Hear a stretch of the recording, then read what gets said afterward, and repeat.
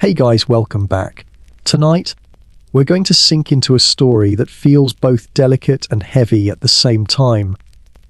It's the kind of history that most people think they know, but when you look closer, the truth is far stranger, far tougher, and honestly, way more human than the myths.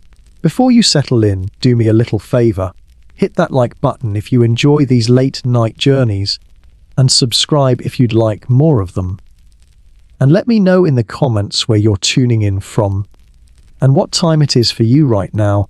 I always love scrolling through and seeing the range of people, someone listening in Los Angeles while trying to sleep, another from London on a rainy night, or maybe even someone in Tokyo, right where much of tonight's story takes place.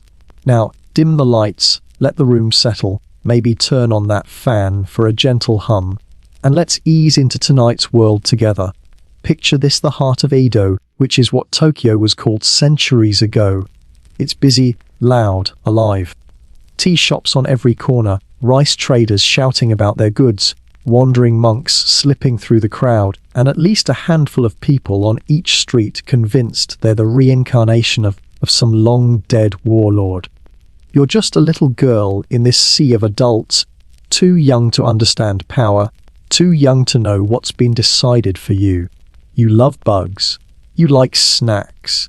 You're still at that age when the biggest worry of the day might be whether someone will let you nap in the shade. And yet, without your full understanding, your parents have chosen your path. They've decided you'll step into a world that looks dazzling from the outside, but feels completely different when you're on the inside. You're going to be a geisha. Not today.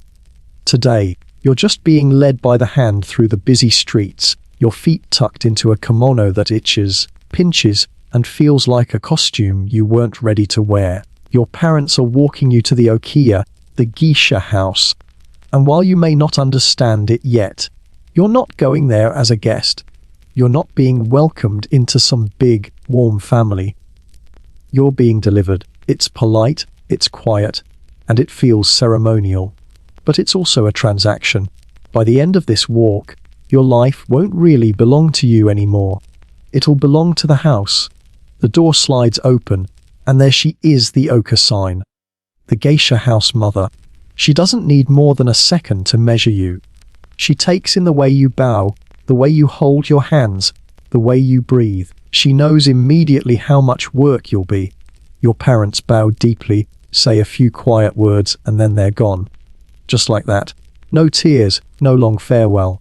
They leave you standing in the entryway like part of a polite hostage exchange.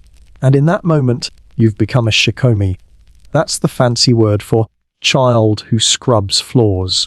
From this moment on, you live by rules that don't bend. You scrub floors until the wood smells of soap and your hands sting. You carry water in buckets that slosh against your knees. You prepare baths for women who seem like goddesses compared to you. You learn to sleep in the hallway, not in a bed. You learn that you eat last, and you owe the house for even the rice you spill. You're invisible, except when you're in trouble. But even invisibility has lessons hidden inside it. Days start before the sun rises and don't end until you've done enough to satisfy everyone above you, which is pretty much everyone. Tatami floors need sweeping, charcoal fires need stoking, kimono fabric that costs more than you'll ever touch has to be carefully washed. And through it all, there's silence. You don't chatter. You don't laugh. You're taught that even blinking can feel political, depending on who's watching. Speak only when spoken to, and even then, not too fast, not too slow, never too much. The older geisha glide past you like ghosts dipped in silk. Their hair is sculpted high, their sandals click in measured rhythm, their steps so quiet they feel supernatural. You stare without meaning to. They're the image of everything you think you'll never be. But here's the secret: every one of them started exactly where you are. Every polished woman in this house once bent over these floors, silently scrubbing, silently crying, silently waiting for the day she might be noticed. There are no classrooms in this world, no teachers sitting down with you to explain the right way to do things. Your classroom is the hallway, the tea room, the entryway. Your teachers are mistakes. You pour tea wrong 15 times before someone nods at you like you've finally done it right. You bow too fast, too shallow, or with your hands in the wrong place, and you feel the sting of disapproval without a single word being raised. You fold an obi sash wrong, and it unravels in your hands while someone sighs. You bow until your spine aches, kneel until your knees feel like stone, and scrub until the skin on your hands cracks. But slowly, without even realizing it, you're learning, you're absorbing. Like a sponge, you soak in the rhythms of how these women walk, how they laugh, how they make silence feel full instead of empty. It's humiliating. It's endless. And yet, somewhere in the repetition, something begins to shift. You start to hold your head a little higher. You find yourself moving quieter. You begin to notice that control isn't just about others controlling you. It's about you learning how to control yourself, your movements, your voice, even the thoughts that flicker across your face. Geisha training isn't really about learning dances or songs. Not yet. It's about learning control. Control over pain, control over embarrassment, control over your own body when every instinct is to twitch, scratch, or fidget. And it's not just physical, it's emotional too. You learn to smile without smiling too much. You learn to accept scolding without letting your tears spill where anyone can see. You learn to swallow the knot in your throat when someone reminds you you're still nothing but a child in wooden sandals. Because here's the truth. Geisha training is designed to strip away the idea that you're an individual. It rebuilds you as part of a tradition. It turns you from a child into a shadow. But even shadows have potential. Every evening, when you've finished scrubbing and bowing and carrying water, you get those few quiet moments where you can simply watch. You see the older Geisha practice their shamisen, their fingers dancing across the strings with precision. You watch them pour sake so smoothly that even gravity seems to pause. You watch them hold a fan in a way that makes an entire room stop talking. And you think, maybe one day, if your knees hold out, if your back doesn't break, if your will is strong enough, you'll get there too. That's the strange part about being shikomi. You are invisible until you aren't. You are nothing until you start to matter. But in those invisible years, something is quietly taking root. You're learning how to vanish beautifully. You're learning how to exist in the background while preparing for the spotlight. You're learning the foundations of a life that's both art and endurance. So tonight, as we begin this journey together, think of that girl. 6 years old, itchy kimono, parents' footsteps fading behind her. She doesn't know it yet, but she's about to begin a path that will stretch across years of silence, pain, laughter, and performance. A path that will turn her into something half dream, half discipline. And the first step of that path, scrubbing floors in silence, waiting for the day she's allowed to rise. And that, friends, is where our story starts. The very beginning of a geisha's life, when the world strips away everything soft and replaces it with steel hidden under silk. From here, the path only grows stranger and harder. And in the next part, we'll step deeper into what comes after invisibility, when you stop being a shadow and start learning how to live half in the light. You've made it through the first round, the endless scrubbing, the bowing until your back feels like a crooked fence post, the silent tears at night when no one's looking. And then, one day, you hear the words every shikomi waits for, you're ready to move up. No more ghost in the hallway. No more forgotten child with a rag in her hand. You've proven you can endure. And now the house begins to let you step into something new. This next stage has a name, Minarai. It means learning by watching, which sounds nice, right? Like you're finally going to get a break, maybe sit in the back with a notebook, observe some older geisha laughing over tea, and call it training. But the reality is far more demanding and much heavier on the shoulders. Literally. See, Minarai is when the okiya, the geisha house, starts to dress you up in a way that hints at what's coming. No more plain clothes and wooden sandals. You put on a simplified version of the Mako outfit. It looks glamorous at first glance. Bright fabric, long sleeves, a sash tied carefully, but the details quietly betray your rank. Your obi sash isn't as long or as heavy as the real Mako sash. Your kimono sleeves are shorter. Your hair ornaments are more colorful than the seniors, almost shouting to the world, this one is still new, still practicing. And that's exactly the point. Your job isn't to dazzle anyone yet. Your job is to step into a tea house, bow at the doorway, and then fade into the background like a shadow draped in silk. Here's the thing, the geisha world isn't kind to anyone who speaks out of turn. As a Minerai, you're not there to impress clients. You're there to watch every gesture, every smile, every pause. How does a geisha forsake? Slowly, with a steady hand, eyes lowered, as though the act itself is poetry. How does she laugh at a man's joke that isn't funny? Softly, delicately, just enough to make him feel like a poet without encouraging him too much. How does she glide across a room without her sleeves dragging through the spilled sake on the tatami mats? Watch closely, because one day you'll need to copy that exact move without tripping. Every night is a new performance, and you're the understudy that never speaks. You sit near the edge of the room, hands folded in your lap, your eyes flicking from fan to teacup to shamisen string. You absorb everything like osmosis. When someone says the wrong thing, you notice how a geisha smooths it over without letting the air crackle. When a guest grows too bold, you see how she leans back just slightly, her laugh covering the shift, her eyes sliding to another guest, redirecting the attention as if nothing happened.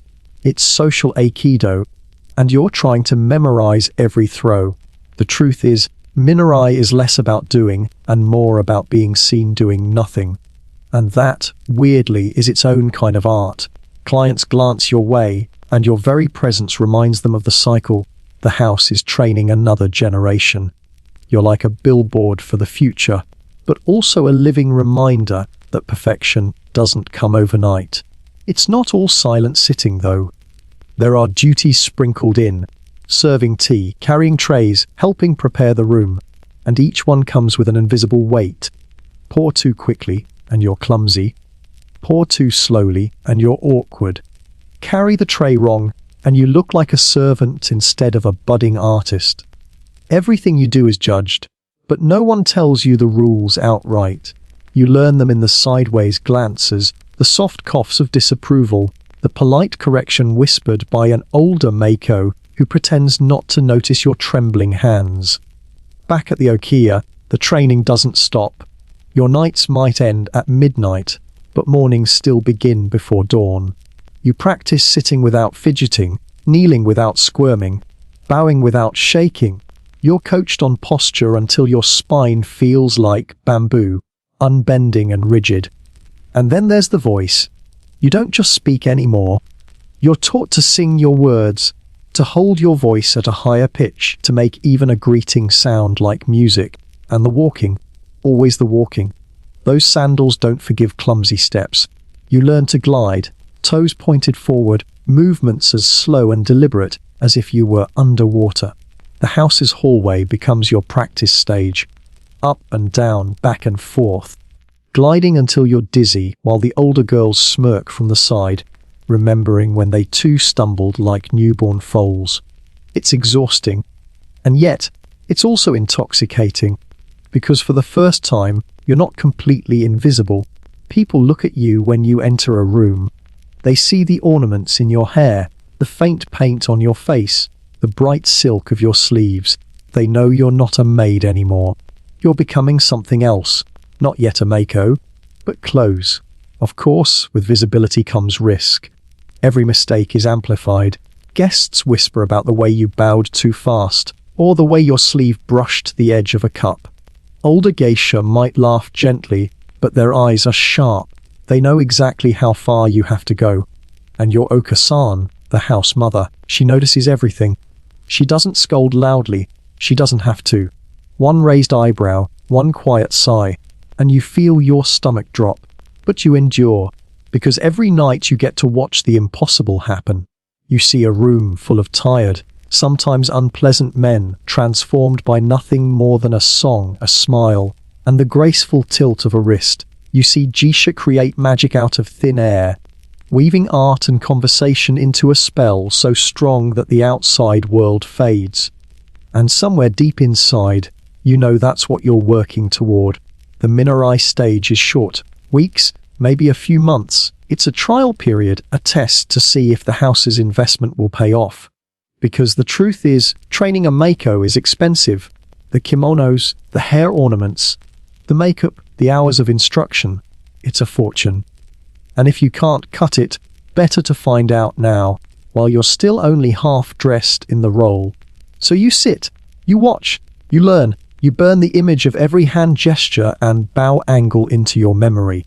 And when you finally lay down on your thin futon at night, your knees aching, your scalp sore from hairpins, your back screaming from posture drills, you close your eyes and see the flicker of candlelight on silk sleeves.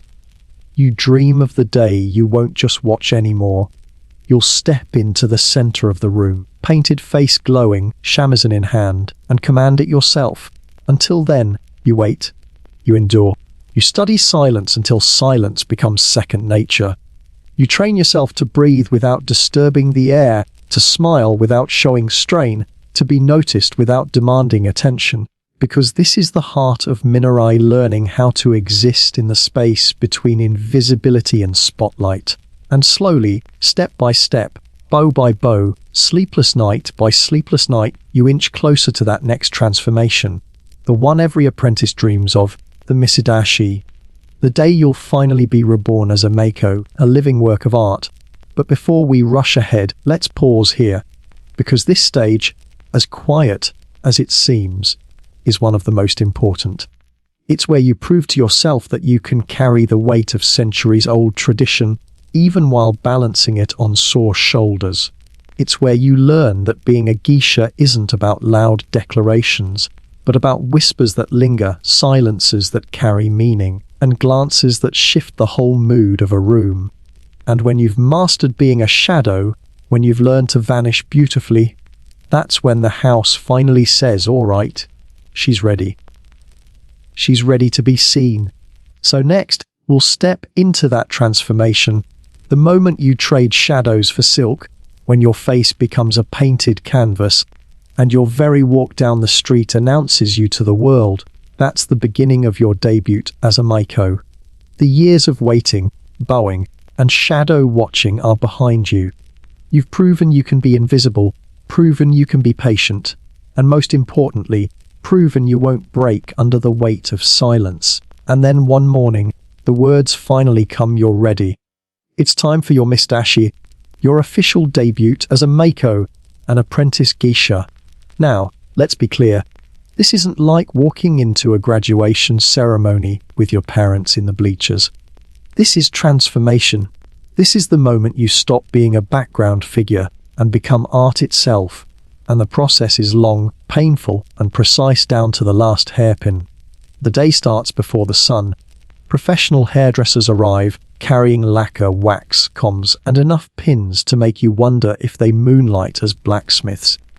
They sit you down, tilt your head back, and begin sculpting your hair into the elaborate Nihongaimi style. Hours pass.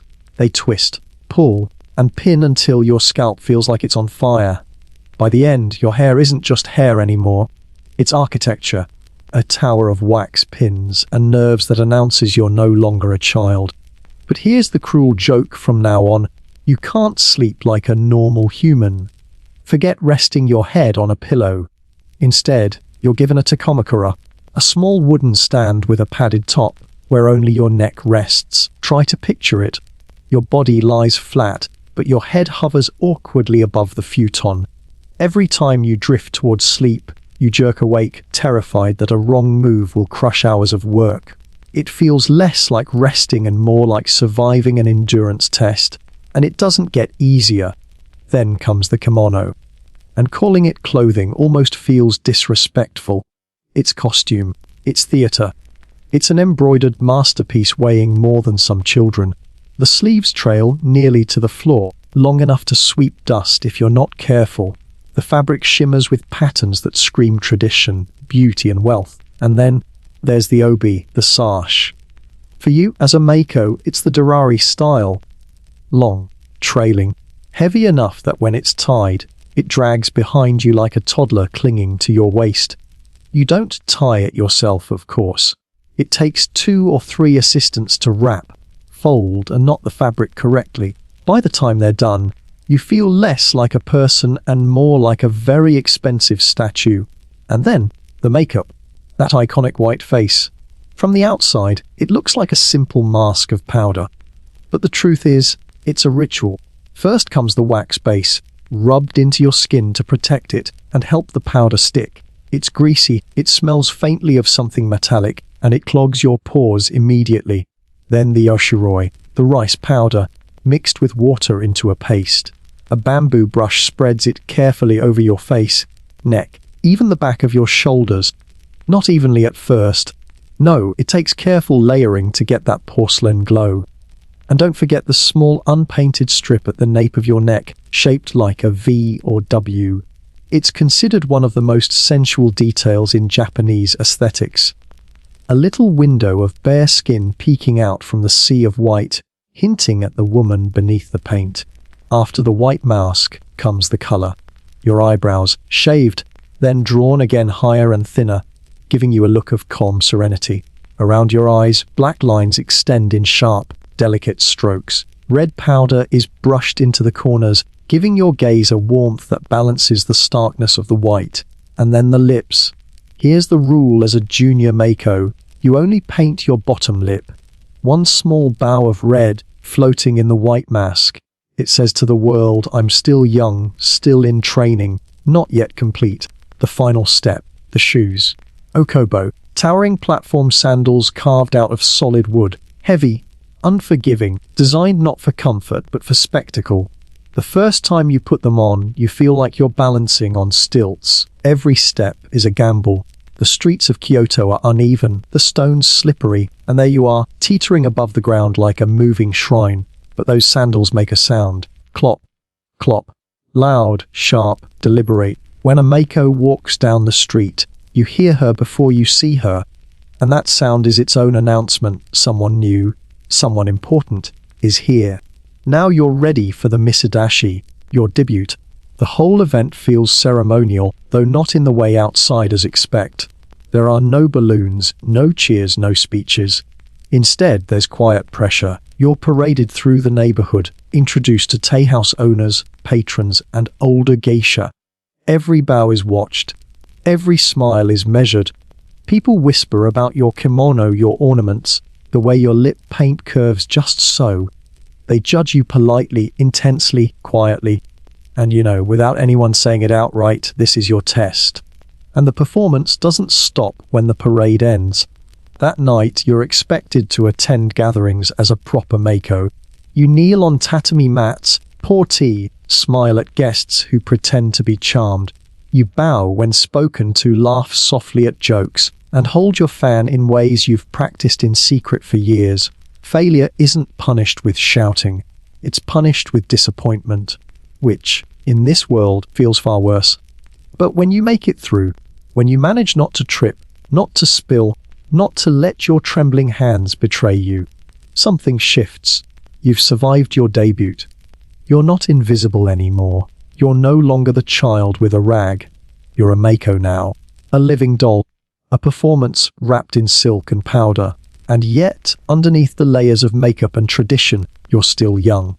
15, 16, maybe 17. You can't laugh too loud, can't speak too freely, can't sneeze without dishonoring someone. You endure headaches from the hairpins, sore feet from the sandals, and endless hours of lessons in dance, music, tea ceremony, and conversation. But you do it all because now, finally, people notice you. You've become part of the spectacle, part of the dream. The truth is, being a Mako is less about freedom and more about learning how to carry weight. Physical weight, emotional weight, social weight. The kimono drags, the obi pulls, the sandals ache, the makeup suffocates. And through it all, you must move as if floating, smiling as if the world is effortless. That's the art. That's the illusion. It's not just training anymore. It's performance. Every step is theatre. Every glance is calculated. Every word is rehearsed, even when it sounds spontaneous. You're no longer just learning how to become a geisha. You're living as one, even if only in apprentice form. And this is where the real suffering begins. Because now, expectations are higher, the stage is bigger, and the eyes of the city are on you. But if you can endure this stage, if you can master the art of being half seen and half hidden, you'll be one step closer to becoming a geiko, a full geisha. So, as the night winds down, picture her walking slowly through the narrow Kyoto streets, sandals clopping against the stones, sleeves trailing, lips painted red only on the bottom. She's 15, maybe 16, already carrying the weight of centuries, and though her face is painted white, inside she burns with a strange new power. The power of someone who has survived the shadows and finally stepped into the light. That's the life of a Maiko, half child, half icon, full-time endurance. And in the next part, we'll explore her real weapons. Not the kimono, not the makeup, not even the sandals, but the shamisen in her hands and the sharpness of her words. Because beneath the silk and powder, the true power of a geisha lies in music, conversation, and the art of deflection. You might think that the Mako stage is all about the look, the kimono, the sandals, the painted face, and in some ways it is. But here's the secret: those are just the costume. The real weapons of a geisha aren't made of silk or wood. They're made of sound, words, and timing. Imagine this: you're sitting in a tea house. The room is glowing with soft lamplight, tatami mats underfoot, the smell of sake floating in the air. Guests shuffle in, men of wealth, status, or at least enough coin to pay for a night of enchantment. They're loud at first, their laughter bouncing off the walls, their words spilling over one another. But then a geisha walks in. She doesn't shout, she doesn't clap her hands, she doesn't demand attention. Instead, she picks up a shamisen, a three-stringed instrument that looks like a cross between a guitar and a spatula, and plucks the first note. The entire room shifts. The shamisen isn't soft background music. It's sharp, twangy, almost biting. At first, it sounds harsh, like something between a banjo and a cat's complaint. But in practiced hands, it becomes mesmerizing. Each note carries a kind of rhythm that pulls you in. It's not just music, it's punctuation, a way of setting the pace of a night. As a Mako, you train endlessly on this instrument. Your fingers ache, your wrists cramp, your teachers scowl. Miss one note, and it's a sigh of disappointment. Miss two, and eyebrows rise. Miss three, and you're sent back to start over, to tune the strings until your frustration burns hotter than your cheeks. Day after day, hour after hour, you sit with that wooden box in your lap, forcing your clumsy fingers to become nimble, forcing your ear to recognize when you're off, forcing yourself into mastery. But here's the trick: the shamisen isn't about perfection, it's about presence. Even a single note, played at the right moment, can silence a room. Even a simple song, carried with confidence, can feel like a spell. The guests don't want to hear flawless technique, they want to be transported. And so, little by little, you learn to make the shamisen an extension of yourself. Of course, music is only half the battle. The other weapon, far sharper than any string, is conversation. Now, conversation in the geisha world isn't what you think. It's not about chit-chat or gossip. It's not even about telling the truth. It's about performance. It's a dance made of words, pauses, and laughter. The goal isn't to entertain yourself. It's to make the guest feel seen, feel important, feel like he's the most fascinating man alive, even if he's been droning on about grain taxes for half an hour. As a Mako, you learn the art of listening in a way that feels like flattery. You tilt your head just enough to show you care. You laugh softly at the right moment. Even if the joke was older than the sake bottle, you ask questions that seem curious but never too direct. You sprinkle in poetry, compliments, or clever wordplay, all while keeping your own thoughts tucked safely away. It's a delicate balancing act. Too much flattery and you sound false. Too little, and the guest feels ignored. Too playful, and you risk offense. Too serious, and the air turns heavy. What you're really doing is emotional management. You're reading the room, reading the man in front of you, reading the way he holds his cup, or the way his voice lifts when he's had one drink too many, and then you adjust yourself like water, flowing into whatever shape the night requires. That's why they call it the mizu shibai, the water business. Because just like water, you can't be held too tightly. You slip through fingers. You flow around obstacles. You take the shape of the vessel, but never lose yourself entirely.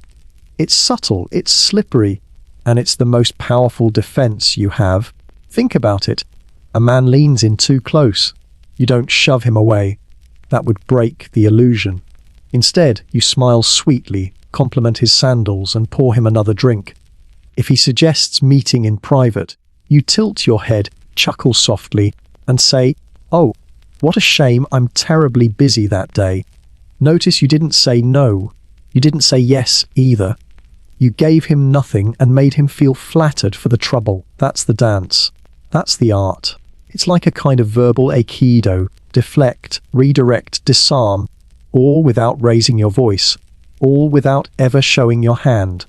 By the end of the evening, the guest goes home thinking he was charming, clever, maybe even irresistible. And you've simply survived another night without letting the mask slip. It's draining, it's constant, but it's also powerful.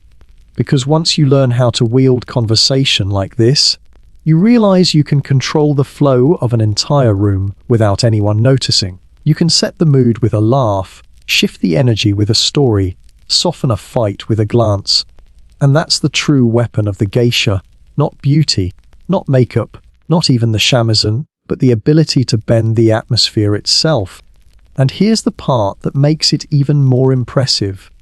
You're doing all of this while wearing a kimono that weighs more than a toddler, while balancing on sandals that threaten to snap your ankles, while holding your lips in a painted bow and your back in a perfect line. On the outside, you're grace itself. On the inside, you're a strategist juggling exhaustion, discomfort, and constant calculation. That's why when people talk about geisha, they often get it wrong. They see the painted face, the trailing sleeves, the mysterious smile, and they think it's all decoration. But beneath the surface, every move is calculated, every word is chosen, every note plucked on the shamisen is part of a larger performance that's been rehearsed for centuries.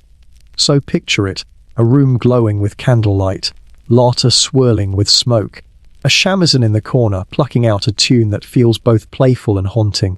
And there she is, half child, half artist, all performance. She smiles, pours the sake, deflects the question, quotes a line of poetry, and somehow, without anyone realizing, becomes the quiet center of the room. That's what it means to be a geisha. Not just to entertain, but to control. To be the one who holds the room together, not with force, but with subtlety. To weaponize silence, smiles, and suggestion until even the most powerful men lean in closer, thinking they're in control, when really she is. And this stage, this combination of music and words, of sound and silence, is what carries her forward. It's not just training anymore. It's survival. It's identity. It's the foundation on which everything else will be built. So as the night drifts on, imagine her fingers plucking the shamisen until they ache, her smile never slipping even when her back screams, her laughter soft and timed like a drumbeat. This is her life now, an endless performance where the instruments are strings, sake cups, and carefully chosen words. And next, we'll step into the part that complicates everything, the world of the dana, patrons, benefactors, men with power and money whose presence can change a geisha's life forever, for better or worse. Because if the shamisen and conversation are her weapons, the dana system is the battlefield she has to fight on. By now you've seen how much of a geisha's power rests not on beauty or spectacle but on presence. On the way she plays the shamisen, the way she turns a conversation, the way she makes a crowded room revolve quietly around her. But here's where the story takes a sharper turn. Because no matter how skilled, graceful, or captivating a geisha becomes, she can't escape the system she lives in. And that system has a name, the dana. The word itself sounds elegant, almost mysterious. Say it slowly, da, nard, smooth, refined, almost poetic. But behind the sound is something much more complicated, and often much more uncomfortable. A dana is, at its simplest, a patron, a wealthy man who supports a geisha's career. He pays for her kimono, her training, her housing, sometimes even her freedom from the debts she owes the okiya.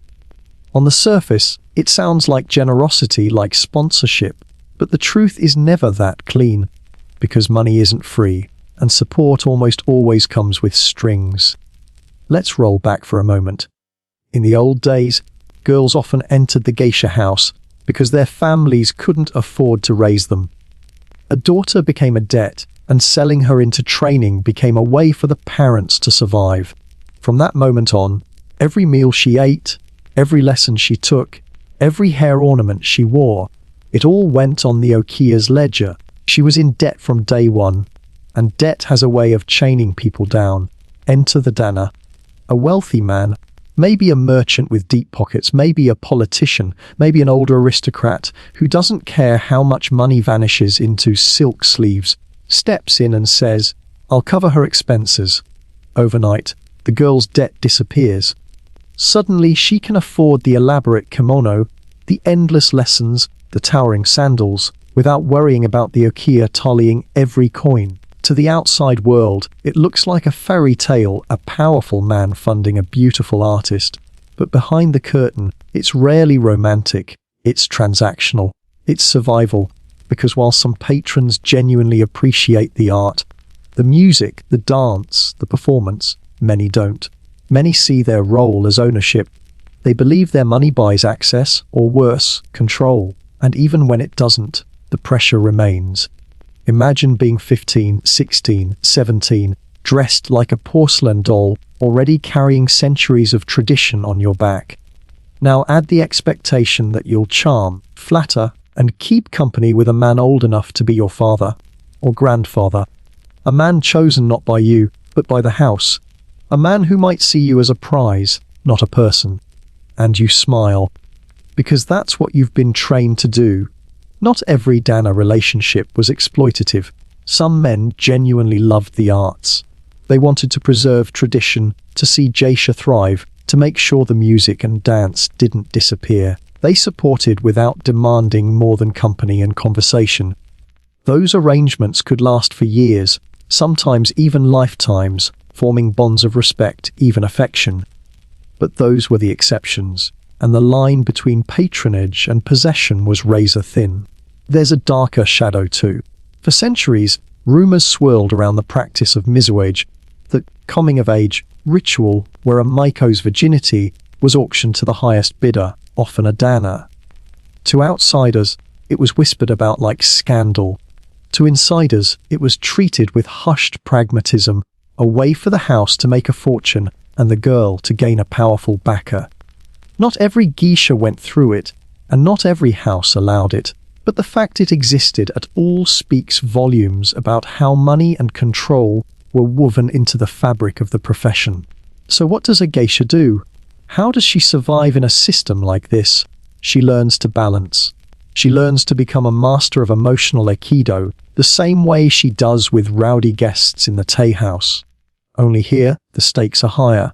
She can't openly refuse a patron chosen by the house. She can't openly resist the financial weight pressing down on her.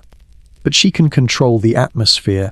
She can control how much she gives, how much she withholds, how much she reveals, how much she hides. It's a delicate dance. Smile too brightly, and you risk being consumed. Hold yourself too coldly, and you risk losing protection. The sweet spot is somewhere in the middle, warm enough to keep the dana happy, distant enough to keep your own soul intact. Think about what that means. Every dinner, every conversation, every laugh is measured. She is constantly calculating how close to lean, how warmly to speak, how to make the man feel cherished without giving away the parts of herself she can't afford to lose. She becomes a mirror, reflecting back the best version of him, letting him see what he wants to see. Meanwhile, inside, she's holding herself together like silk stretched over fire. It's not love, it's leverage. And in a world where one wrong word can end your career, leverage is survival. Some geisha manage to tilt the balance. With the right patron, wealthy enough, generous enough, they could climb out of debt entirely. They could live comfortably, even lavishly, shielded from the daily grind of the okiya. For a lucky few, a long-term patronage meant security in a world that offered women very little. Others weren't so lucky. For them, the dana system became a gilded cage, a prison disguised as privilege. And here's the hardest part. The system wasn't optional. It wasn't some side note. It was baked into the culture of the okiya, into the economics of the profession. Without patrons, the art might not survive. With patrons, the art sometimes cost the artists themselves. That tension, that balance between art and survival, freedom and obligation, was the tightrope every geisha had to walk. So when you hear the word dana, don't imagine a fairy tale sponsor or a mysterious lover. Imagine a ledger, imagine a chessboard, imagine a system where every move has consequences and every smile hides a calculation. And yet, through it all, the geisha keep performing, keep smiling, keep plucking the shamisen, pouring sake, quoting poetry, redirecting advances with laughter. Because for all the pressure, all the compromise, there's still pride. Pride in the art, pride in the tradition, pride in surviving a system designed to own them, but never quite succeeding in breaking them. That's the paradox of the dana. He could pay the bills. He could keep the house running. But he could never take away the quiet strength that comes from enduring, from surviving, from turning even the heaviest chains into part of the performance. So as you picture her tonight, dressed in silk, lips painted red, eyes lined in black, laughter floating through the tea house, remember the other weight she carries. Not just the kimono, not just the sandals, but the invisible pull of obligation, debt, and power. She bears it all with grace, making it look effortless, while inside she fights to keep her spirit her own. And that's the heart of this part of the story. The dana system wasn't romance, it wasn't choice, it was pressure. And the way a geisha survived it was the same way she survived everything else, with silence, subtlety, and the ability to turn even survival into art. Next, we'll step into another hidden world, the inside of the okiya itself. The quiet battlefield where rivalry, competition, and whispered sabotage shaped every day. Because while the patrons were outside, the real wars often took place at home, behind paper walls, where smiles hid daggers and every bow could be sharpened like a blade. If the tea house is where a geisha performs, then the okiya, the geisha house, is where she survives. From the outside it looks serene. Paper walls glowing softly at night, tatami mats arranged neatly, women moving gracefully from room to room. But don't be fooled. Inside those paper-thin walls, the okiya is less a sanctuary and more a battlefield, and not a loud, obvious battlefield. Not with swords or shouting. No, this is a war fought with glances, whispers, and the sharp edge of a compliment that doesn't quite mean what it sounds like. It's a world where every gesture has a second meaning, where a bow can be an apology, a challenge, or a warning, all depending on how deep it is. Here's the truth: an okiya is a house filled with women competing for the same limited space. The same patrons, the same spotlight, the same recognition. On the surface, everyone smiles, everyone bows, everyone moves like water. But beneath the surface, rivalries brew. Take something as simple as a hairpin. Seasonal hairpins, or kanzashi, are a staple of a maiko's outfit. They change with the months. Cherry blossoms in spring, maple leaves in autumn.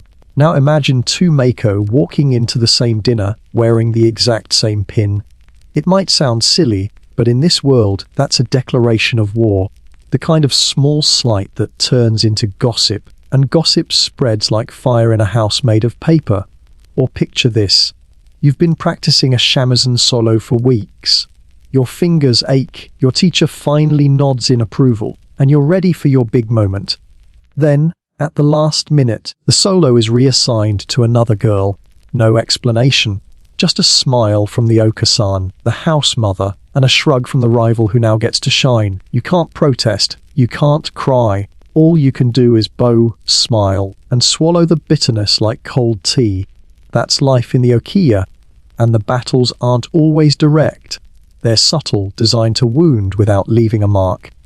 One woman might accidentally borrow your obi sash without asking.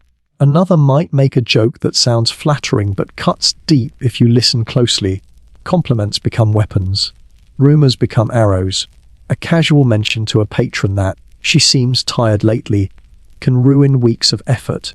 The most dangerous tool in the Okiya isn't the shamisen or the fan. It's gossip. A whispered word can undo a reputation faster than any mistake in a performance. And in a world where your career depends on appearances, reputation is everything. So how do you survive in a place like this? You learn the art of gracious strategy. You learn how to say thank you in a way that sounds polite but carries a sting. You learn how to give compliments that feel generous but quietly remind everyone of your own strengths. You learn to smile as if nothing bothers you, even when the rug is being pulled from under you. In short, you learn how to fight without ever raising your voice. It's not cruelty, it's survival. The Okiya is training you for the outside world, where patrons, rivals, and expectations will test you at every turn. If you can survive the silent wars at home, you can survive anything outside. But that doesn't mean it's easy. Imagine living every day in close quarters with women who are both your sisters and your competition. You eat together, sleep under the same roof, share the same lessons. And yet, you're constantly aware that only some of you will rise, only some of you will win the biggest patrons, only some of you will leave a lasting legacy. It's like being part of a family where everyone is secretly auditioning to replace the other. Still, bonds form. Not every smile is false. Some women do become allies, even friends. The older geisha might take pity on a struggling Mako, whispering advice during a performance. A house sister might help fix a sash that slipped, or cover a mistake during a tea ceremony. Those small kindnesses become lifelines in a sea of rivalry. And sometimes, rivalry itself becomes its own kind of fuel. You push harder because someone else is watching. You study longer because you refuse to be outshone. You polish your performance until it gleams, not just for patrons, but to prove to the woman across the room that you won't be outdone. The Okasan, the house mother, watches it all. She rarely interferes. She doesn't need to. Her eyes catch every slip, every glance, every whispered insult. She knows who's rising and who's sinking. To her, rivalry isn't a problem. It's a tool.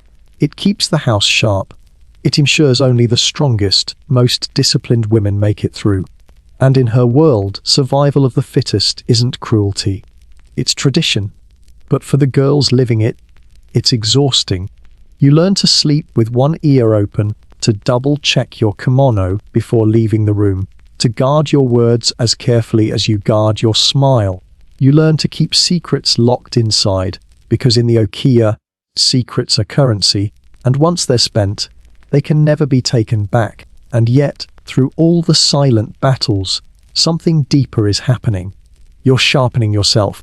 Every whispered insult you endure, every rumor you survive, every compliment you give with a hidden edge, it all forges you into something stronger. By the time you leave the Okiya for the tea houses at night, you're not just performing for guests. You're performing with the scars and lessons of home stitched into your every move. That's why the Okiya is often described as both prison and school. It confines, it punishes, it pressures, but it also teaches resilience. It teaches the art of smiling through fire. It teaches how to weaponize grace in a world that's always watching. So the next time you imagine a geisha gliding gracefully through a banquet, remember where she learned that composure. It wasn't just in dance lessons or music halls. It was in the silent wars of the Okiya, wars fought not with fists, but with smiles, not with battles, but with bows, wars where victory was measured not in trophies, but in survival. And as heavy as it sounds, That training is what prepares her for the misconceptions she'll face outside. Because if there's one thing more relentless than the rivalries inside the house, it's the constant confusion between geisha and courtesan. And that's where our story turns next, into a world of misunderstandings, where appearances deceive and one small detail in a kimono sash can mean the difference between art and intimacy. There's a phrase you'll hear again and again whenever the topic of geisha comes up in the West. Oh, they were basically courtesans, right? It slips off the tongue so casually, like people think they've got the whole story figured out. But here's the truth: that assumption is one of the biggest misunderstandings in the history of Japanese culture. And it's not just a small mix-up. For the women who lived this life, it was exhausting, infuriating, and sometimes even dangerous. So let's untangle it together. Let's draw a bright, clear line between geisha and courtesans. Because while their worlds sometimes touched, they were not the same, not even close. Start with the courtesan. In the floating world of Edo, those districts filled with lantern light, teihouses, theatres, and pleasure quarters, the courtesans, called oiran, were the celebrities of their time. They were stunning, dramatic, and openly tied to physical pleasure as part of their role. When an oiran walked the streets, it was an event. Crowds gathered to watch. Her kimono sleeves trailed like rivers, her hair was decorated with towers of pins, and her attendants followed behind like a parade. And at the end of the night, her profession often ended in the bedroom. Now place a geisha beside her. At first glance, you might think they look similar. Silk kimono, elaborate hairstyles, ornaments that glitter in the lamplight. But look closer. The differences are everything. The easiest way to tell: the obi sash. For a courtesan, the obi was tied in the front. Practical, really. It allowed for quick dressing and undressing. For a geisha, the obi was tied in the back. Long, heavy, complicated to tie without assistance. It wasn't just fashion, it was symbolism. A back-tied obi was a barrier, a quiet sign that said this is art, not intimacy. And then there's the atmosphere. A courtesan's job was to be bold, to dazzle, to entice. A geisha's job was to be subtle, to entertain, to create beauty without crossing certain lines. One sold fantasy in the body, the other sold fantasy in performance. But here's the cruel part: to the casual outsider, especially foreign visitors, it all blurred together.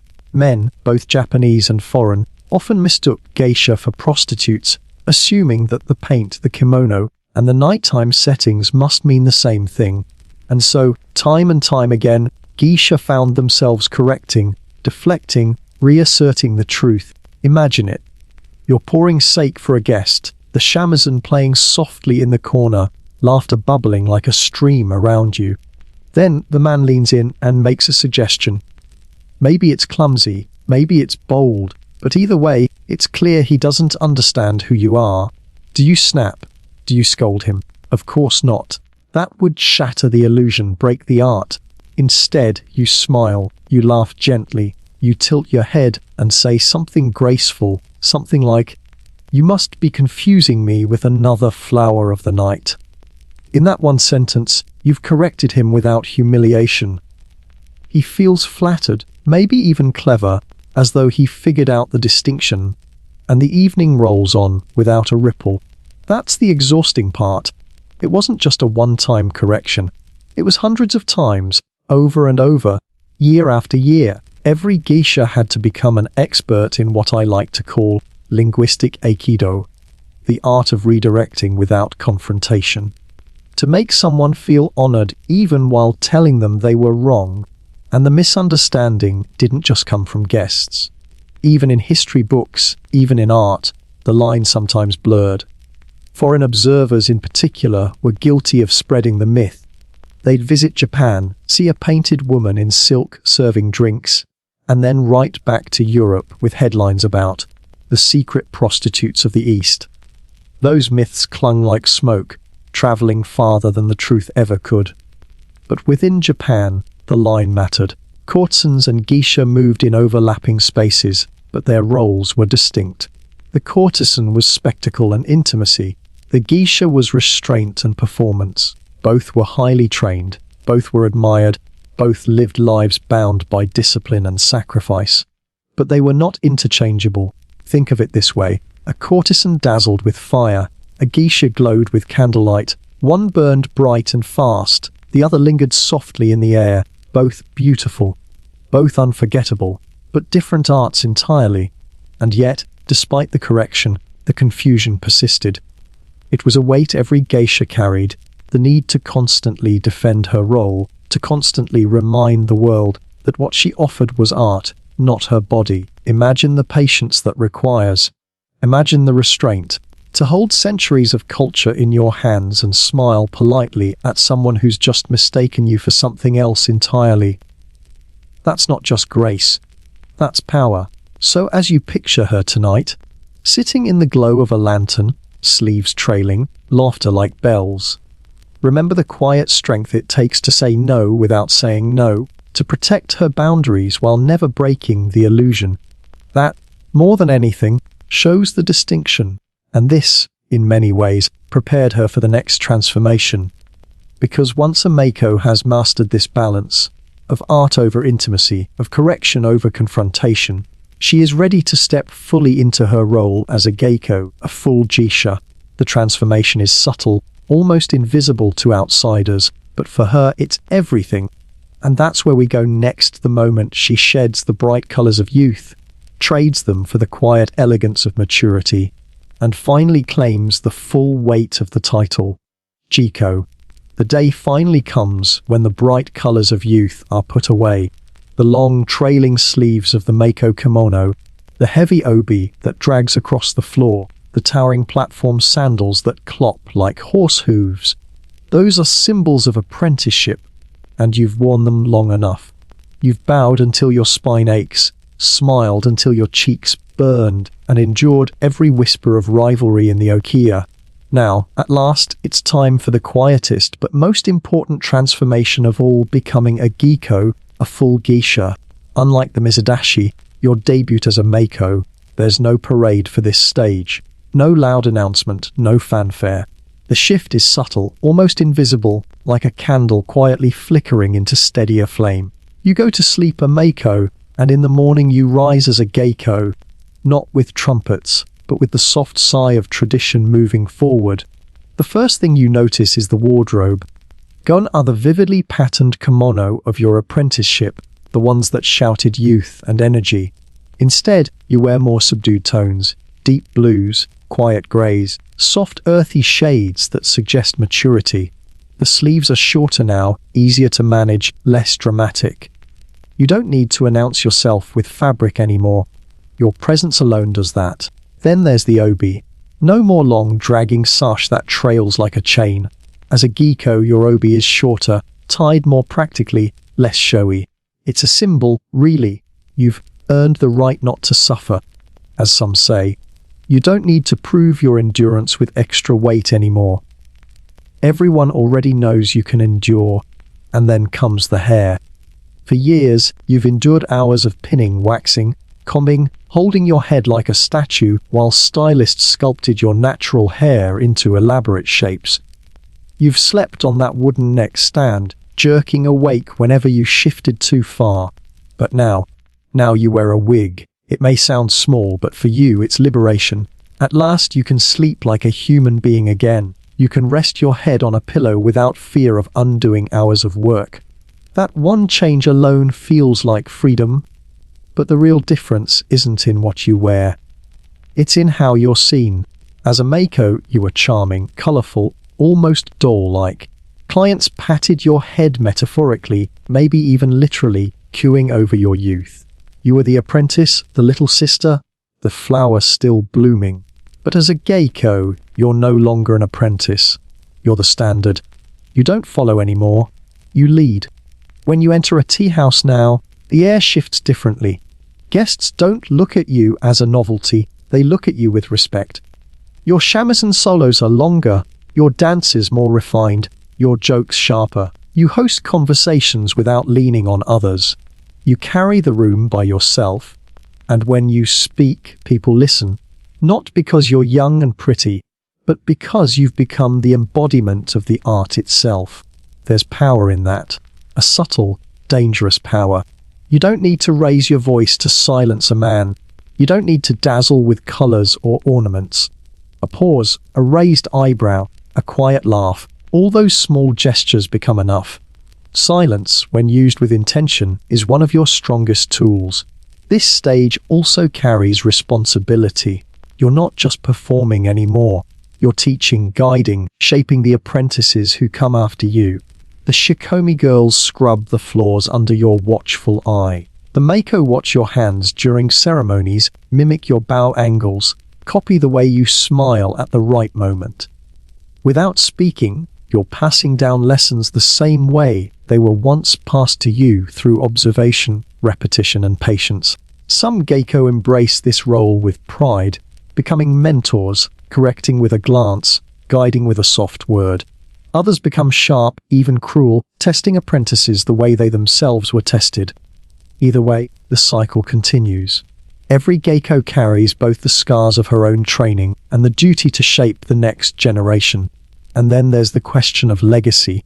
A Geiko doesn't retire in the way most people think. There's no gold watch, no farewell party. She simply begins to fade.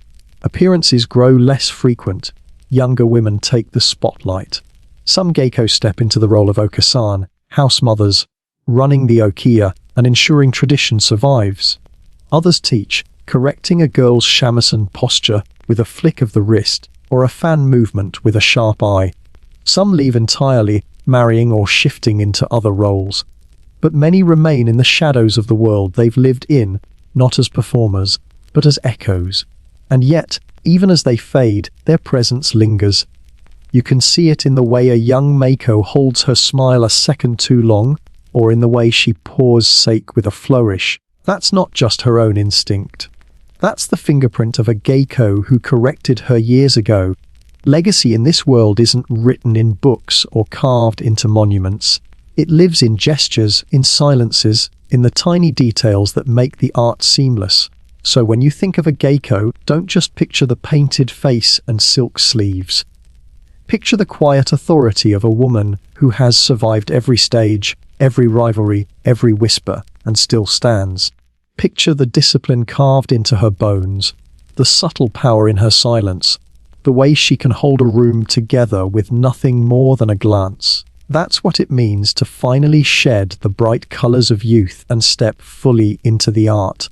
And as the night drifts on, imagine her, kimono muted, wig perfectly styled, obi tied short and tight. She walks into the Tei house not as an apprentice, but as the art itself. She's no longer waiting to be noticed. She is the notice. She is the center.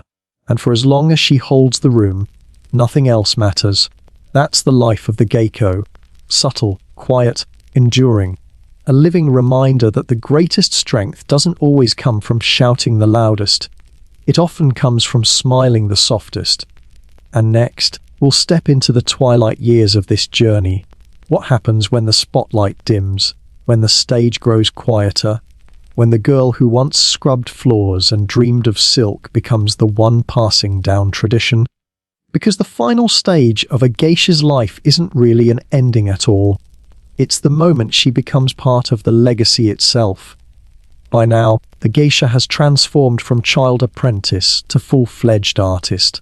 She's endured the silent rivalries, the pressure of patrons, the long nights of music and conversation. She's become a Geiko, commanding respect with every step and every glance. But even now, even with all this training and all this presence, there's a battle she can never fully escape. And it doesn't come from rivals inside the okiya. It doesn't come from patrons outside. It comes from a misunderstanding that lingers like smoke no one can clear away. It's the question that never stops being asked. What's the difference between a geisha and a courtesan? For centuries, this confusion has dogged geisha like a shadow. From the moment they first stepped into Tei house's people, both Japanese and especially foreign visitors blurred the line between performance and pleasure, between art and intimacy. And for a geisha, that confusion wasn't just annoying, it was dangerous. Let's draw the line clearly.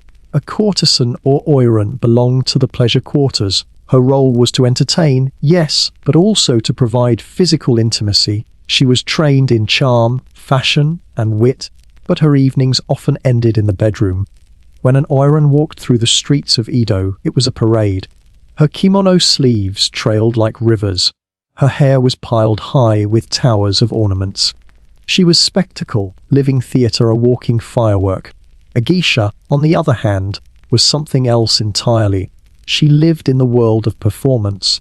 Her job was to play the shamisen, to dance, to tell stories, to make guests laugh, to turn an ordinary evening into a memory. A geisha's night ended with applause, not intimacy.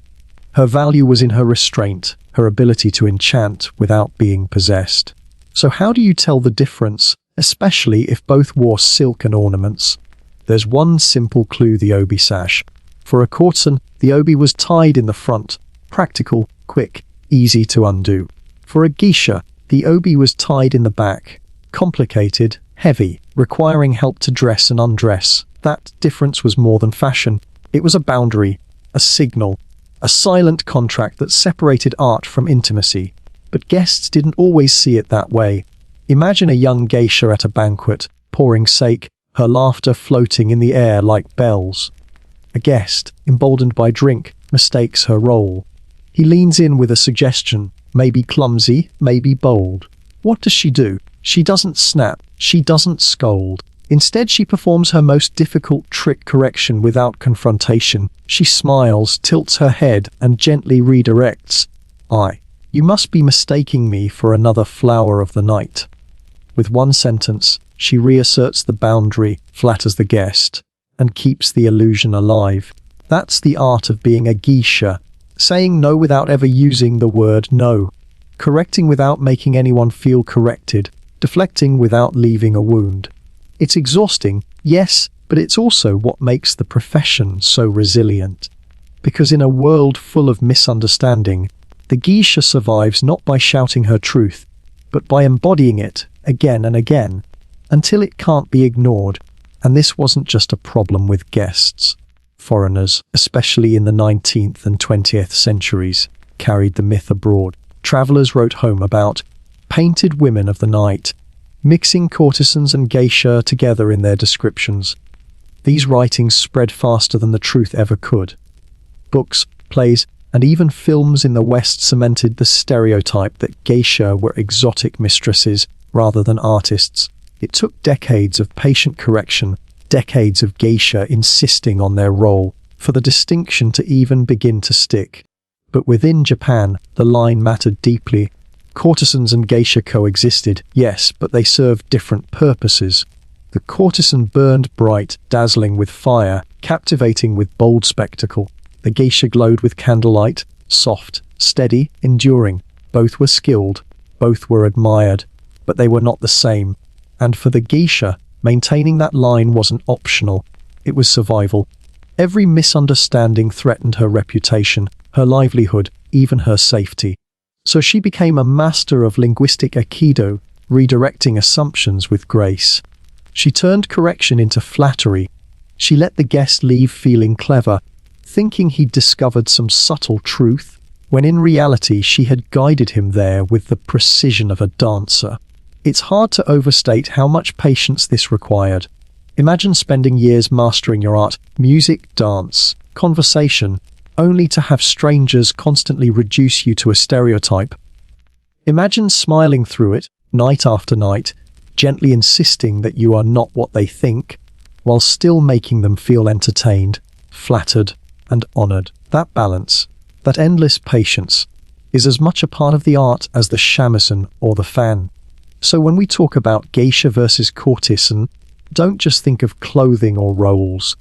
Think of the emotional labor it took for a geisha to live in that constant fog of misunderstanding. Think of the strength it required to defend her art, not with walls or fists, but with laughter, grace, and words chosen like arrows.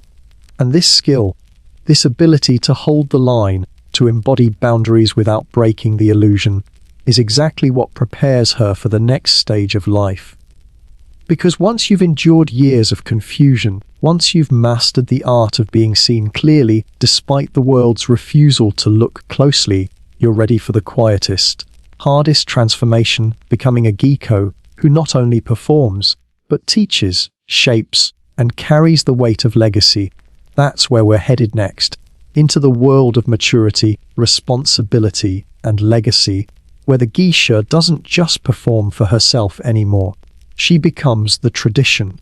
By this point, the girl who once scrubbed floors until her hands blistered, who once sat silently in corners as a minarai, who once stumbled through her first nights as a painted mako, she's gone. What remains is something stronger, sharper, and quieter. She's now a geiko, a full geisha, and though the transformation doesn't come with fanfare or trumpets, it's one of the most profound shifts in her entire journey. There's no parade for this moment, no crowds waiting in the streets. It doesn't happen with cheers or music. It happens quietly, almost invisibly. A change of kimono here, a change of hairstyle there. One day you're dressed in bright, fluttering colors, your lips painted only on the bottom. The next day, the colors soften, the sleeves shorten, the wig replaces your sculpted hair, and your lips are painted fully. To outsiders, it might look like nothing more than a wardrobe adjustment. But for you, it's everything.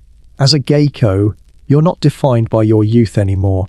You're defined by your mastery. The heavy kimono no longer drags at your shoulders. The long obi no longer trails behind you like a burden. You don't need those symbols of suffering to prove yourself anymore. You've already endured. You've already survived. And now, your art speaks for itself. The difference shows in how people treat you. As a mako, you were charming, colorful, almost childlike. Clients saw you as cute, playful, still in training. They tolerated your mistakes, smiled at your awkwardness, laughed when you bowed too deeply or poured too clumsily. But as a geiko, the tolerance is gone. Expectations rise. You are no longer learning. You are the example. Guests don't pat your head, they bow their own. They don't see you as novelty. They see you as standard. And with that respect comes a new kind of pressure. You no longer hide behind anyone else's shadow. You don't have a senior guiding you through the night, covering for your mistakes, redirecting conversations when you stumble. Now, you're the one leading. You host dinners, control the flow of the room, carry entire evenings on your own shoulders. You sit at the center, your shamisen balanced across your lap, your fan in your hand, your smile perfectly timed. The atmosphere rises and falls with you. There's a subtle kind of power in that. You no longer need bright colors or ornaments to be noticed. You've earned the ability to command a room with silence alone. A raised eyebrow, a pause in conversation, a perfectly timed sip of tea. These become your weapons now. The room bends toward you, not because you demand it, but because you embody it. This stage also brings responsibility for the next generation. The shikomi girls scrubbing floors in silence watch you as closely as you once watched your seniors. The mako glance at you in teihouses, memorizing your hand movements, copying your bow angles, practicing your soft laughter in mirrors. You've become the standard they measure themselves against, whether you realize it or not. And you feel that weight. You remember the sting of humiliation, the sharpness of whispered gossip, the exhaustion of endless lessons. Now it's your turn to decide how to pass it down. Some geiko guide gently, correcting apprentices with a soft word, a small gesture, a patient smile. Others take the harsher route, testing their juniors with coldness, forcing them to endure the same cruelty they once endured. Whichever path you choose, one thing remains true: the cycle continues. But beneath the respect, beneath the maturity, lies something bittersweet. Because this stage isn't forever either. Unlike the mako years, which blaze bright and colourful, the geiko years are a slow candle. They burn steady, strong, but eventually, even they begin to dim. There is no official retirement, no gold watch, no farewell party. One day, the invitations grow fewer. Younger women take the spotlight. Your appearances become rarer, more symbolic than central. Some geiko transition into the role of okasan, house mothers, managing the okiya, guiding finances, making the hard choices about who gets promoted, who gets supported, who gets quietly left behind. Others become teachers, correcting the shamisen fingerings of apprentices, teaching dances step by step, passing down secrets the way they were once passed to them. Some marry, leaving the profession entirely, trading silk and performance for domestic life, and some simply fade, appearing less and less, until their name becomes a whisper in the tea house halls. But here's the beautiful part: legacy doesn't vanish. A geiko may fade from the spotlight, but she lingers in every movement of those who come after her, in the way a young Mako holds her smile just a fraction longer than necessary, in the way an apprentice pours sake with a flourish that looks effortless, in the way silence hangs heavy in a room after a perfectly timed pause. These aren't accidents, they're echoes. They're fingerprints of the women who came before, still alive in every bow, every laugh, every note on the shamisen. And so, becoming a geiko isn't just about mastery, it's about joining the tradition itself. You're no longer just performing. You are the art. You carry centuries in your sleeves, generations in your smile. And when the time comes to step aside, your presence lingers anyway, woven into the next girl's training, carried into the next performance, living on in gestures older than empires. So picture her tonight, not as the bright, painted Mako of youth, but as the calm, steady geiko. Her kimono is subdued but elegant. Her wig is perfectly styled, her lips fully painted. She walks into the room without fanfare, yet the atmosphere shifts around her. People sit straighter, conversations quiet. She hasn't said a word, hasn't lifted a hand, and yet everyone feels it. She's the art itself embodied. That's the quiet power of the geiko. Not spectacle, not noise, just presence. And in the end, that presence is what makes her unforgettable. But of course, even this stage carries its own end. And the question remains: what happens when the candle burns low? When the applause fades? When the spotlight shifts? When the geiko begins to step back from the stage? That's where the final part of this journey leads us, into the twilight years, where geisha transform from performers into legacies, passing on the art one silent correction, one patient smile at a time. The candle has burned bright for years. From shikomi to minarai, from Mako to geiko, the path has been long and grueling, but also filled with beauty. Yet every flame, no matter how steady, eventually flickers lower. The geisha's life is no different. And what comes after the peak of performance isn't an ending, but a quiet transformation into something just as important: legacy. You see, there is no retirement party for a geisha, no official age when she hangs up her kimono for good. Instead, the change happens slowly, almost invisibly. The invitations grow fewer. The younger Mako step more boldly into the spotlight. The geiko's once nightly performances become rarer, more selective. She might only appear at special events, called upon less for her youth and beauty, and more for the gravity of her presence. Some women choose to fade quietly, stepping away from the stage without ceremony. Others take on new roles within the okiya. Perhaps the most important of these is becoming an okasan, the house mother. Remember her, the woman who, years ago, sized you up with one glance as your parents left you behind. Now, after decades of kneeling, bowing, entertaining, and enduring, it's your turn to sit where she once sat. As okasan, you run the house. You control the money, manage the apprentices, make decisions about training, and select which girls are ready for the next step. It's not a glamorous job. It's paperwork, discipline, and constant vigilance. But it's essential, because without the okasan, there is no house, no structure, no tradition to hold the younger women together. Other retired geiko become teachers. They no longer spend long nights pouring sake for guests or dancing until dawn. Instead, they spend their days correcting the next generation. A single glance from them can send a shiver down a young Mako's spine. A flick of the wrist, a sharp again, or a raised eyebrow is enough to communicate volumes. They pass down dance routines step by step, teaching how to hold a fan, how to bow, how to move with grace, even when your knees are screaming. Their fingerprints remain in every corrected movement, every perfected gesture. And then there are the women who marry. Some geisha, after years of performance, leave the profession entirely. They trade the life of silk, paint, and ritual for domesticity. Some marry former patrons, some marry outside the world altogether. But even then, the habits never quite leave them. The way they pour tea, the way they bow, the way they control a room with a pause. It all lingers, shadows of a life lived in art. For many, though, the transition is quieter. They simply continue until the appearances fade. Instead of performing for guests, they become the story itself. People remember them not for one specific dance or song, but for the aura they carried, the nights they made unforgettable, the traditions they kept alive. Think of legacy in this world like a thread.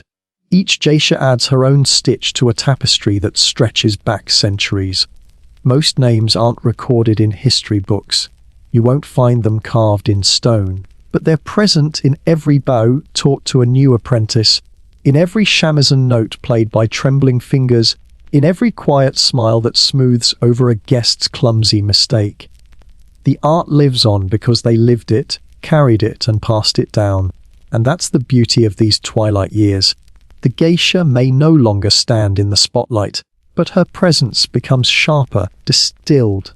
She no longer needs to prove herself with colors or music. She embodies the tradition itself. Just walking into a room, even as an older woman, she carries weight. Younger women glance nervously in her direction, adjusting their posture, checking their bows. Guests lower their voices, sensing the authority that doesn't need to announce itself. This final stage isn't just about fading, it's about becoming part of something bigger. The geisha becomes the thread that ties generations together. She ensures the mistakes aren't repeated, the gestures aren't lost, the art doesn't die, and in that way she achieves a kind of immortality. Not the kind sung about in songs or written in epics, but the quiet immortality of tradition, of influence, of subtlety that outlives her name. Picture her now older, her movements slower but still deliberate, her smile gentler but no less sharp. She corrects a young girl's bow with a single tap on the shoulder. She reminds a nervous Mako to keep her hands steady as she pours tea. She watches from the back of a performance, eyes sharp, nodding once when the dance finally meets her standard. She is no longer the painted centerpiece of the room.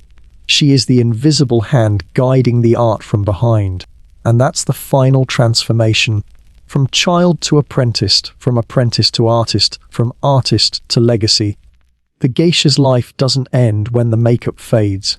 It lives on in the next girl who scrubs the floors, in the next apprentice who learns silence, in the next geiko who commands a room with a glance. So as we close this part of the story, think of her not as someone who faded into obscurity, but as someone who became the tradition itself. Because long after her clopping sandals have gone silent in the Kyoto streets, long after her name is forgotten, her influence will still be there, woven into the laughter, the music, the silence of every geisha who comes after her. And in the final part of our journey, we'll take one last step outward. Beyond the walls of the okiya, beyond the lantern-lit teihouses, into the broader tapestry of history, because the geisha story doesn't exist in isolation. It connects to a much larger question: the roles, the burdens, and the survival of women across ancient civilizations. From Sumerians to Egyptians, from Spartans to Victorians, the echoes are there. And that's where we'll end, looking at how one life in silk fits into the greater pattern of human history. We've walked the narrow streets of Kyoto together. We've watched a little girl scrub floors in silence, endured the humiliation of mistakes, felt the weight of towering sandals, and listened to the pluck of shamisen strings filling a smoky tea house. We followed her as she transformed from invisible child into bright Mako, from Mako into seasoned geiko, and finally into a living legacy. But now, as we close, it's worth stepping back and asking, what does all this mean in the wider picture of history? Because the life of a geisha isn't just a Japanese story. It's part of a much larger human story about women, about performance, about survival within systems that weren't built for them, but couldn't survive without them. Think about it. Across history, women have been placed into roles that were equal parts art, expectation, and endurance. The geisha in Japan, the priestesses of Sumer, who sang and kept the rituals alive while cities grew around them. The dancers of ancient Egypt, painted on tomb walls, their hands frozen mid-gesture, entertaining the living and the dead alike. The Spartan women of Greece, who were expected to be strong, commanding, and different from their sisters elsewhere in the Greek world, yet still living under rules written by men. Each society had its own way of shaping women into symbols. Sometimes it was through marriage, sometimes it was through religion, sometimes, like with the geisha, it was through performance. And in each case, there's a common thread: discipline, sacrifice, resilience. Take marriage, for example. In ancient Mesopotamia, marriage wasn't about romance. It was about contracts, land, alliances. A daughter was given, not chosen. In Egypt, noblewomen were married off to strengthen dynasties. Their beauty and fertility turned into political tools. In ancient Rome, a wife was expected to manage the home quietly, to be loyal, to carry the family's honor on her back. And yet, even within those restrictions, women found ways to wield influence. Through whispers, through hospitality, through presence. Not so different, in spirit, from a geisha holding court in a tea house. And then think about performance. The geisha wasn't unique in her role as entertainer-artist. In medieval Europe, troubadours and court performers lived on the favor of nobles. In the Ottoman Empire, women of the harem were trained in music, poetry, and dance, sometimes rising to immense influence behind palace walls. Across cultures, performance became a form of survival, a way to carve out a space in systems that otherwise offered little freedom. But here's the key difference. Where many roles demanded submission, the geisha's art demanded control. She controlled her body, her voice, the atmosphere of entire rooms. She couldn't escape the weight of patrons, rivalry, or misunderstanding, but within those limits, she wielded subtle power. And that's a form of strength as real as any sword. It's easy to look back and say these women were trapped. And in many ways they were. Trapped by debt, by expectation, by rules written centuries before they were born. But they weren't powerless. Their power just looked different. It was quieter. It was in the way they held silence, the way they turned a bow into a statement, the way they kept traditions alive when the world might have let them die. That's the deeper lesson. Survival isn't always loud. Sometimes it's a painted smile. Sometimes it's a perfectly timed laugh. Sometimes it's the patience to endure humiliation without breaking, the endurance to keep walking on wooden sandals, even when every step hurts. So when we talk about geisha, we shouldn't just think of them as exotic figures in silk, or confuse them with courtesans, or flatten them into symbols of mystery. We should think of them as part of the long, unbroken thread of women who carried culture forward, through song, through ritual, through art, through sheer resilience. Because history is full of names carved in stone, emperors, kings, generals. But the real fabric of culture, that's in the gestures, the music, the performances, the quiet endurance of people whose names we'll never know. The geisha belong to that fabric. So do the Spartan mothers, the Egyptian dancers, the Roman matrons, the Sumerian priestesses. They all carried tradition forward, not in books, but in the way they lived, the way they bent without breaking. So as we end tonight's story, picture the girl we started with, 6 years old, walking into the okiya, itchy kimono, her parents' footsteps fading away. Think of her journey, the humiliation, the discipline, the laughter, the endurance. Think of how she grew into something greater than herself, and how her life echoes across time with others like her. And then think of yourself, listening here tonight. In your own way, you carry traditions too. Maybe not with silk sleeves or shamisen strings, but with the stories you keep alive, the small rituals of your daily life, the resilience you show when no one's watching. History isn't just something out there. It's something we live, quietly, every day, So, thank you for walking through this story with me, for letting me guide you down narrow Kyoto streets, into smoky tea houses, through whispered rivalries and painted smiles. I hope you leave tonight not just entertained, but a little more connected to the quiet strength that lives in people everywhere, across all times. And now, as the night deepens and the words settle, let yourself rest. Close your eyes. Let the story drift into dreams, because tomorrow, history continues. But tonight, you've walked through centuries, and that's enough.